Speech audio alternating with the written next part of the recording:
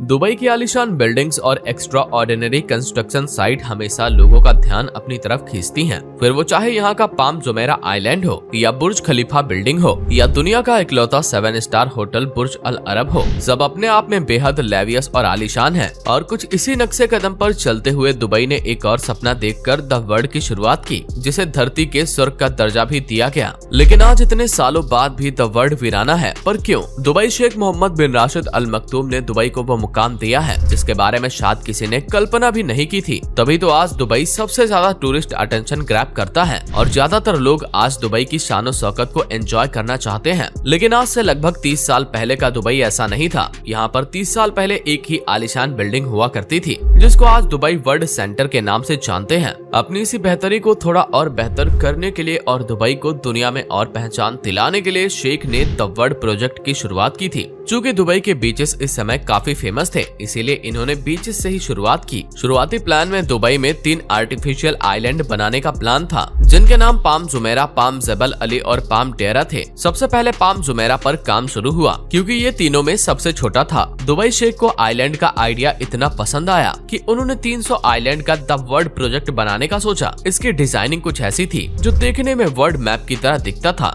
और इस पर हर देश के नाम से अलग अलग आइलैंड बनाए जाते थे। इसके कंस्ट्रक्शन का काम 2003 में शुरू किया गया, जिसे ज्यादातर दुनिया के इटली क्लास को ध्यान में रखकर बनाया जा रहा था। यहाँ पर एक छोटे से छोटे आइलैंड की कीमत लगभग 112 करोड़ रुपए रखी गई थी। वहीं बड़े आइलैंड की कीमत लगभग 300 से 357 करोड़ रुपए के आसपास रखी गई थी। दुबई के सक्सेस रेशियो को देखते हुए दुनिया की हर बड़ी हस्ती और जानी मानी शख्सियत ने दुबई के इस ड्रीम प्रोजेक्ट में भरकर इन्वेस्टमेंट की, जिसका नतीजा यह रहा कि साल 2008 आते आते यहाँ के 60% आइलैंड सोल्ड आउट हो गए। इनकी कीमत इतनी ज्यादा इसीलिए भी थी क्योंकि इन्हें बनाना इतना भी आसान नहीं था। यहाँ पर सिर्फ एक आइलैंड को ही बनाने में इतनी रेत इस्तेमाल की गई थी कि उससे एक बड़े से क्रिकेट स्टेडियम को भी ऊपर से लेकर नीचे तक ढका जा सकता था। वहीं इसमें जिन पत्थरों का इस्तेमाल किया गया था उनका कुल वजन 5 लाख ट्रेन के इंजन के बराबर था। 9 किलोमीटर लंबे और 6 किलोमीटर चौड़े इस प्रोजेक्ट को बनाने में दुबई ने कुल $14 बिलियन खर्च किए, जिससे कई बुर्ज खलीफा और कई 7 स्टार होटल का निर्माण किया जा सकता था। अब अगर आप सोच रहे हैं कि इसके बावजूद आज 20 साल बाद भी ये आइलैंड वीरान क्यों पड़े हैं, तो उसके पीछे की वजह भी बेहद खास है। दरअसल इसकी डिजाइनिंग अर्थ के मैप के हिसाब से बननी थी, लेकिन जब एक बार ये बनकर तैयार हुआ तो वो इससे काफी अलग था, जो इन्वेस्टर्स के लिए काफी निराशाजनक था। साल 2008 में जब इनकी लॉन्चिंग रखी गई तब पूरा विश्व ग्लोबली फाइनेंशियली क्राइसिस झेल रहा था।